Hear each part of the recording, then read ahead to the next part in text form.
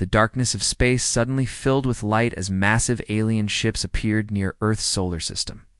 Commander Lee Hyun gripped the metal railing of his ship's bridge, watching 12 enormous vessels form a curved line in front of them.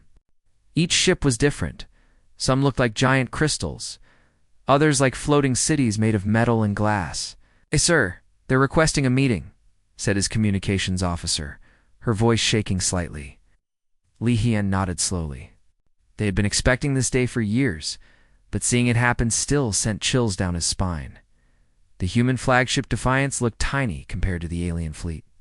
These were the ships of the Galactic Council, rulers of thousands of worlds. Across the galaxy, for over 1,000 years, they had controlled this part of space, making other species serve them like slaves. Ambassador Park Mina stood in front of her mirror, adjusting her blue diplomatic uniform. Her hands were steady, but her heart was racing.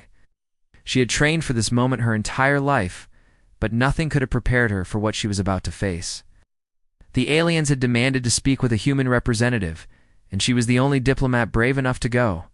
"Ambassador, your shuttle is ready," came a voice over the speaker. Mina took a deep breath, picked up her briefcase, and walked toward the shuttle bay. As she left the human ship, she could see the massive alien vessel waiting for her. Shaped like a huge triangle, covered in golden metal that seemed to glow with its own light. The alien ship was so large that her small shuttle felt like a fly approaching a mountain.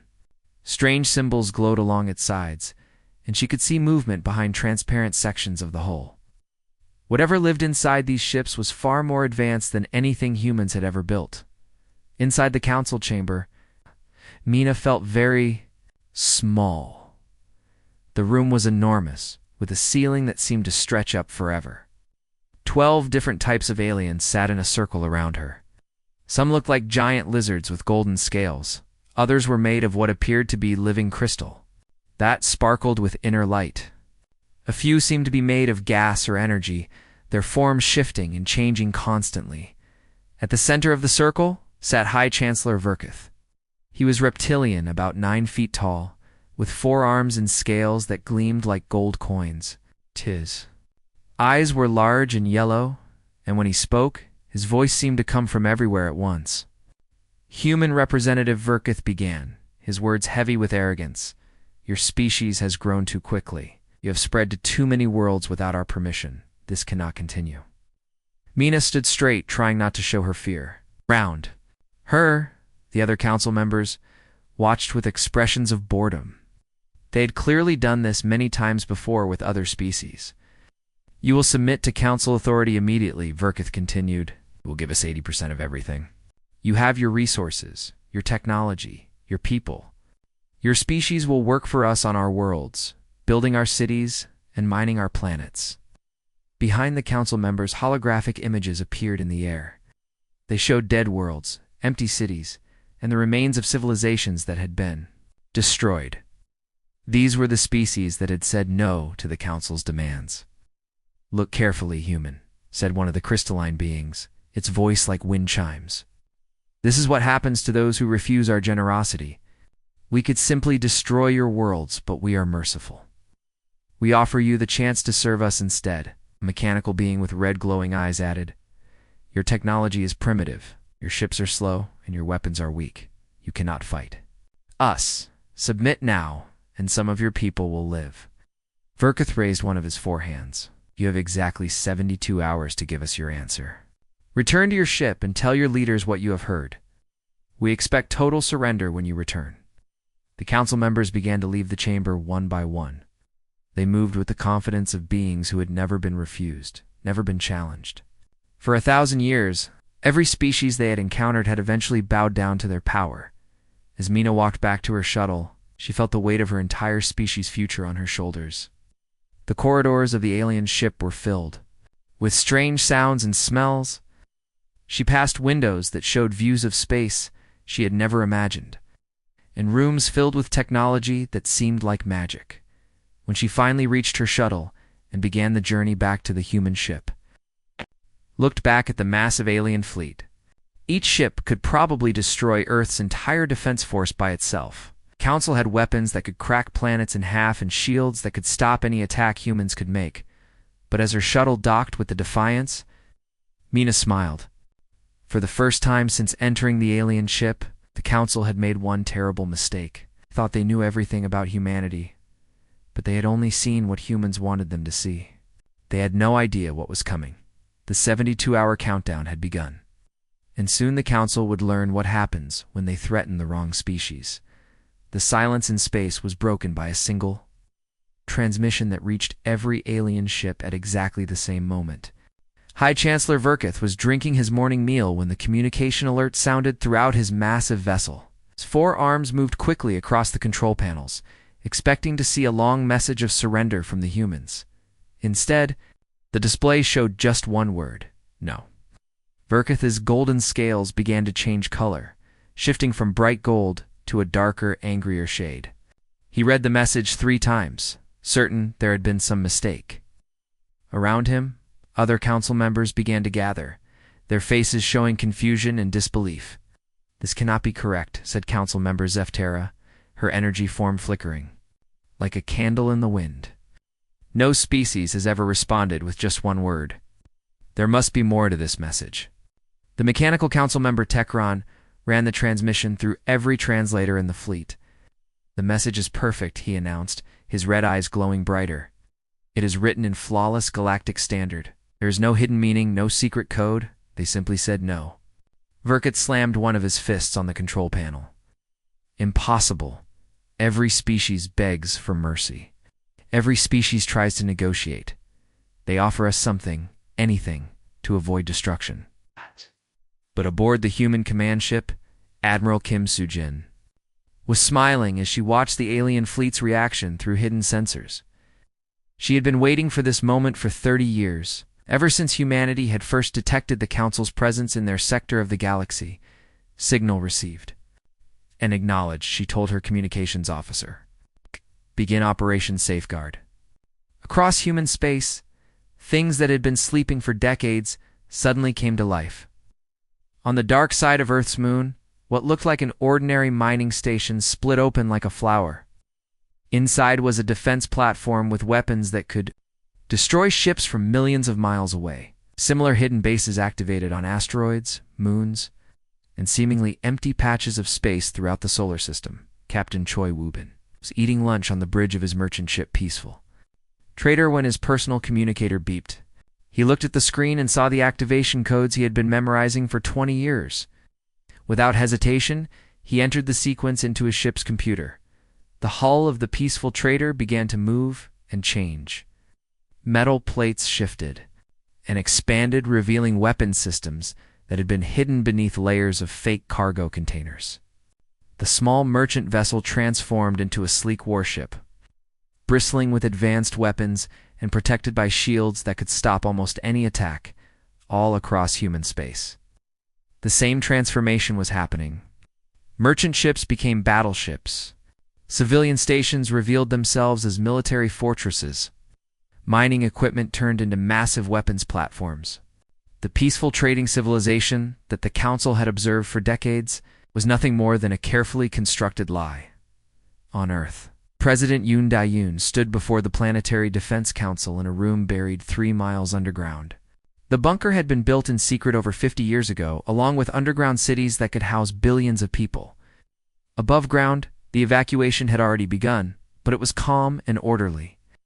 Every human knew exactly where to go and what to do. "Ladies and gentlemen," President Yoon said, her voice steady and strong, "today we show the galaxy that humanity will not bow to anyone. Operation Safeguard is now active.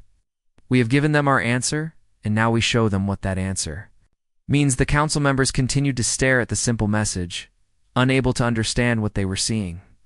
In their 1,000 years of conquest, they had received desperate pleas, offers of partial surrender, and attempts at negotiation. Some species had even offered to destroy themselves rather than serve the council. But no one had ever simply said no. "Send another message," Verketh ordered. "Tell them we will give them one more chance to reconsider. Explain what happened to the other species that refused our offer." But as the council prepared their second ultimatum, their sensors began to detect something impossible. The human ships they had been tracking were changing. New vessels were appearing from nowhere. Energy readings were spiking across the entire solar system. "Chancellor," said the sensor operator, his voice shaking, "something is happening. The humans are not what we thought they were." Admiral Kim Soo-jin watched the alien fleet's confusion with satisfaction. For decades, humanity had allowed the Council to see only what they wanted them to see. They had pretended to be a young, peaceful species focused on trade and exploration. They had hidden their true military strength, their advanced technology, and their careful preparations for this exact moment. The Council had made their biggest mistake when they assumed humanity would react like every other species they had conquered. They expected fear, desperation, and eventual submission. Instead, they faced something they had never encountered in their long history of ruling the galaxy, a species that had been preparing for war since the day they first learned the Council existed. The word "no" echoed across space, simple and final. There would be no negotiation, no surrender, no tribute. Humanity had spoken. And now they would show the Council exactly what their answer meant. The first attack came as Earth's sun began to rise over the Pacific Ocean. High Chancellor Verketh sat on his golden command throne, watching as his fleet's most powerful weapons charged up. These were planet-killer beams that could split worlds in half and had destroyed countless civilizations before. "Fire all weapons," Verketh commanded, his forearms spread wide in triumph.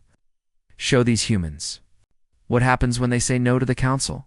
Beams of pure energy, each one hot enough to melt through a mountain, shot toward Earth's orbital stations. The other Council members watched with satisfaction, expecting to see the human defenses turn to vapor in seconds.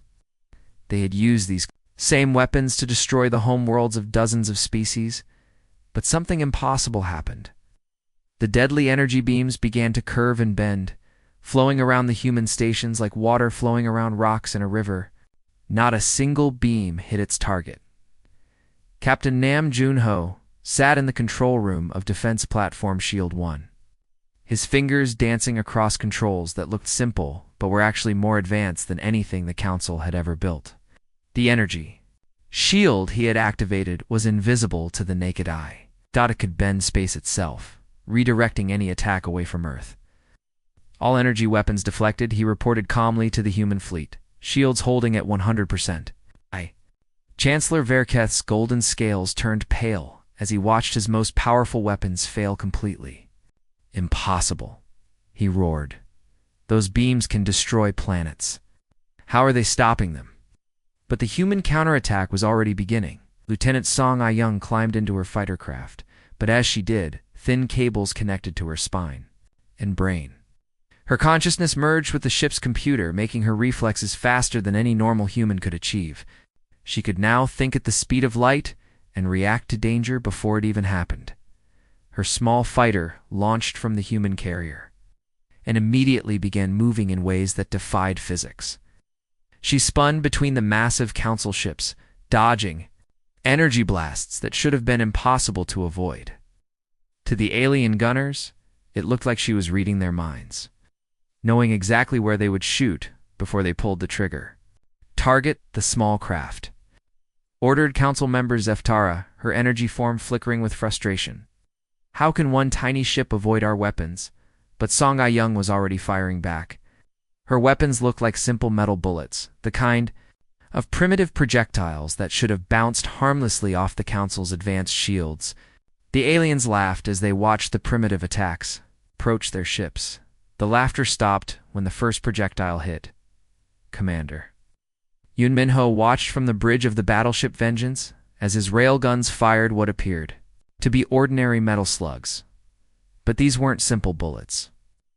Each projectile had been built atom by atom, designed specifically to disrupt the quantum fields that powered the Council's shields.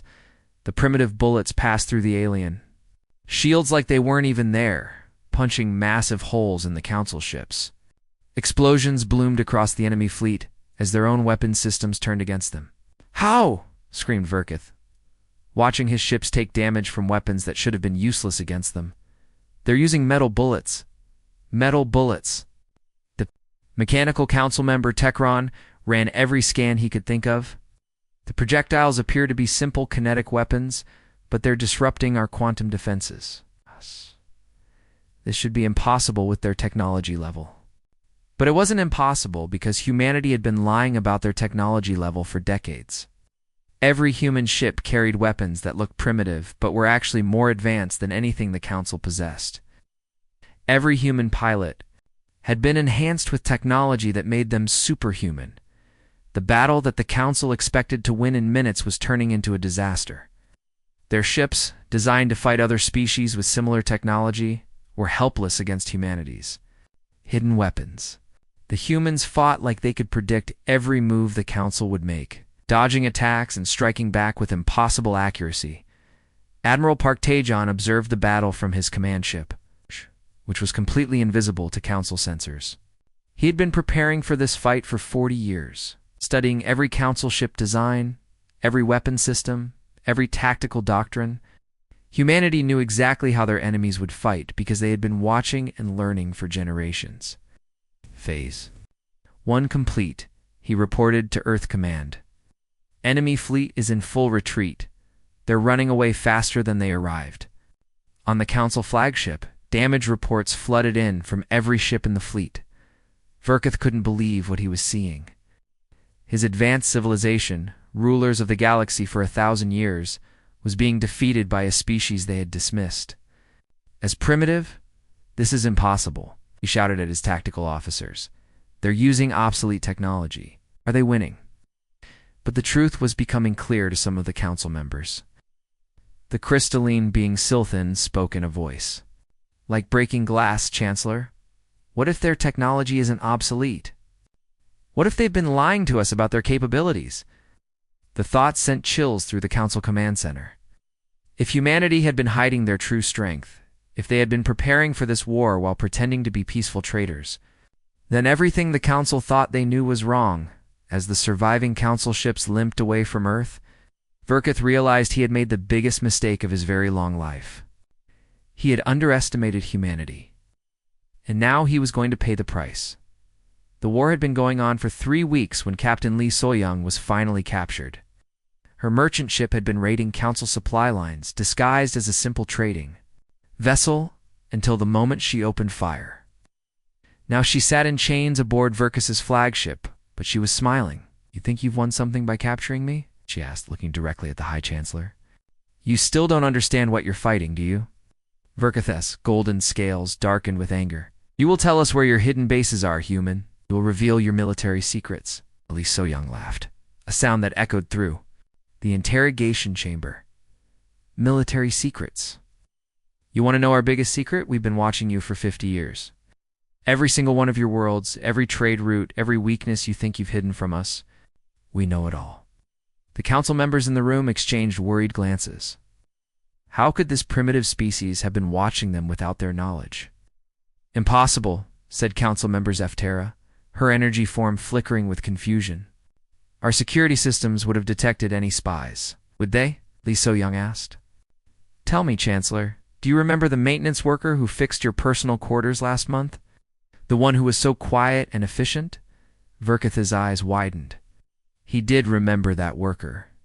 A small, unremarkable being who had spoken little and worked quickly. That was Commander Park Jin-woo. Lee Soyoung continued. Been working on your ship for 2 years. He knows where you sleep, what you eat, and exactly how to shut down your life support systems. In another part of the Council fleet, Intelligence Officer Park Sun-woo sat calmly in his detention cell, surrounded by 3 different alien interrogators. They had been questioning him for hours, trying to understand how humans had infiltrated their civilization. The diplomat who helped you negotiate the Centauri Treaty 5 years ago, Park Sun-woo said casually, as if discussing the weather. The one who was so helpful in resolving the border dispute?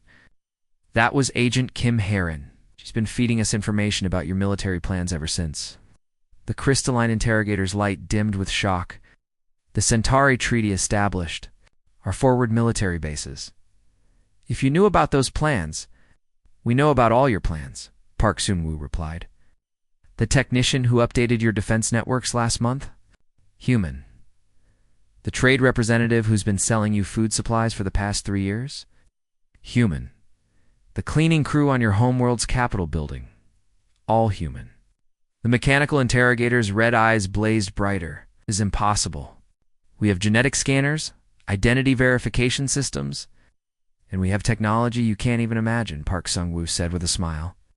We've been preparing for this war since the day we first learned you existed. The revelation sent panic. Through the Council fleet? If humans had been infiltrating their civilization for decades, then nothing was safe. No base, no ship, no world was secure. Colonel Kim the-gin proved this point by sitting in her hidden command center on a Council military station. To the aliens around her, she looked like a maintenance technician running routine system checks. But with a few keystrokes, she shut down the communication networks for the entire Council fleet. Communications down, she reported to Human Command. They can't talk to each other anymore. Across the galaxy, similar sabotage was happening on every Council world. Systems that had worked perfectly for centuries suddenly failed. Defense networks went offline. Supply ships changed course to deliver their cargo to human forces instead of Council bases. Dr. Cho Min-seok had spent 30 years studying every species in the Council.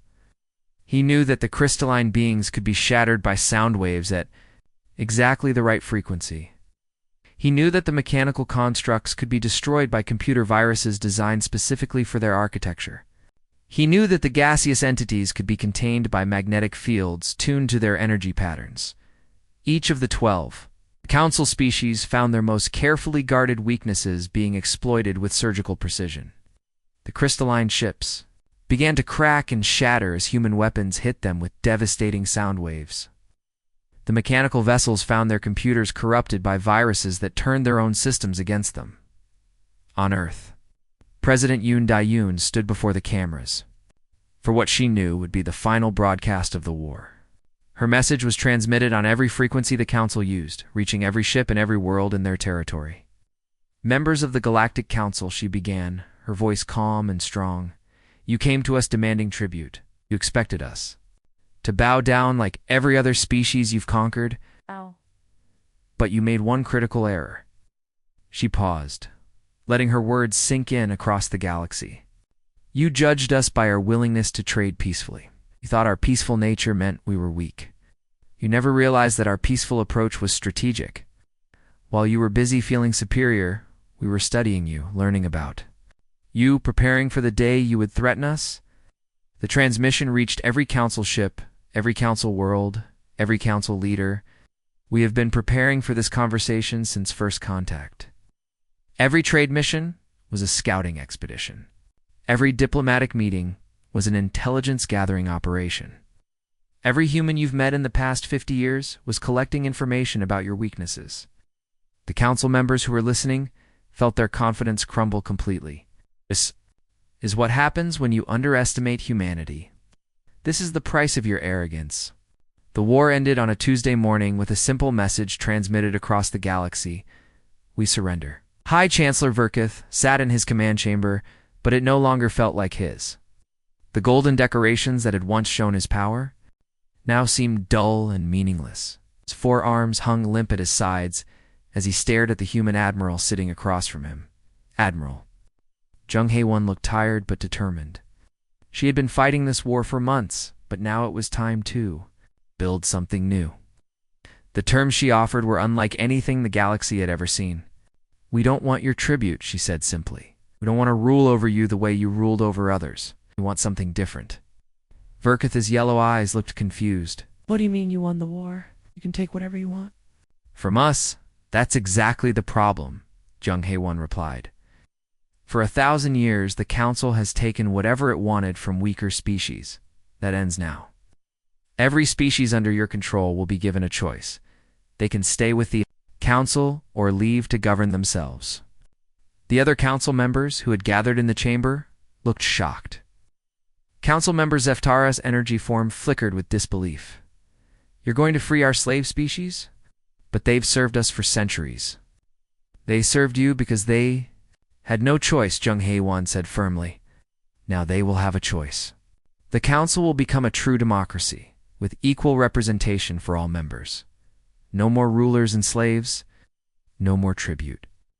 Across the galaxy, human ships were already beginning the liberation process. Captain Han Seojin stood on the bridge of her vessel as it approached the Altarian labor camps. These camps had existed for 300 years, filled with beings who had been born into slavery and had never known freedom. "Open the prison gates," she ordered. "Tell them they're free to leave." The Altarian prisoners couldn't believe what they were hearing. Families that had been separated for decades were reunited. Children who had never seen the sky were lifted up to look through the ship's windows at the stars. Many of them wept as they realized they would never have to work in the mines again. On the planet Kepler 440b, Commander Shin Dong-wook was helping establish the first free government in 3 centuries. The planet's people had been forced to give most of their food to the council, leaving them barely enough to survive. Now they were learning how to make their own decisions about their world. "You can grow whatever crops you want," Shin Dong-wook explained to the local leaders. "You can trade with whoever you choose, and govern yourselves however you think is best." The planet's elderly leader, a being with blue skin and silver hair, shook his head in wonder. We had forgotten what it felt like to hope for a better tomorrow. Dr. Kang Young-ji became humanity's chief diplomat, traveling from world to world to explain the new galactic order. She stood before assemblies of beings who had lived under council rule for generations, many of whom had never imagined that things could be different. "The age of tribute is over," she told them at every stop. "The age of cooperation begins now. We will work together as equals, not as rulers and servants." Some species chose to stay with the Reformed Council, but now they had real voices in government. Others chose to become independent, forming their own governments and alliances. For the first time in centuries, the galaxy was filled with the sound of free beings making their own choices. The most touching moment came when Ambassador Li Ruan was visiting a newly liberated world. A young alien child, no more than 7 years old, approached her with curiosity. The child species had been enslaved for so long that they had no memory of freedom. "Why did you help us?" the child asked in broken galactic standard. "The council was much stronger than you. Why did you fight them?" Li Ruan knelt down to the child's level and smiled, because sometimes the most powerful word in any language is no, and when you say it, you have to mean it. The child looked confused. "Just one word?" "Just one word," Li Ruan confirmed. "When someone tries to hurt you or take away your freedom, sometimes you have to say no, and then you have to be strong enough to make that no mean something." The child nodded slowly, as if learning something very important. "Will you teach us how to say no?" "You already know how," Li Ruan replied. "You just need to remember that you have the right to say it." Across the galaxy, the word no became a symbol of hope and freedom. Beings who had been slaves for centuries began to understand that they could refuse to be mistreated. Worlds that had been forced to give tribute began to keep their resources. For themselves, the Council's 1,000-year reign of intimidation was over. In its place grew something new, a galaxy where strength meant protecting others rather than dominating them, where the powerful used their abilities to help the weak instead of exploiting them. High Chancellor Verketh, now just another member of the Reformed Council, learned to live in this new reality. He would never again sit on a throne or demand tribute. Instead, he would have to earn his place through service to others. The galaxy began to heal, and humanity's simple answer, no, echoed across 1,000 worlds as a reminder that freedom was always worth fighting for.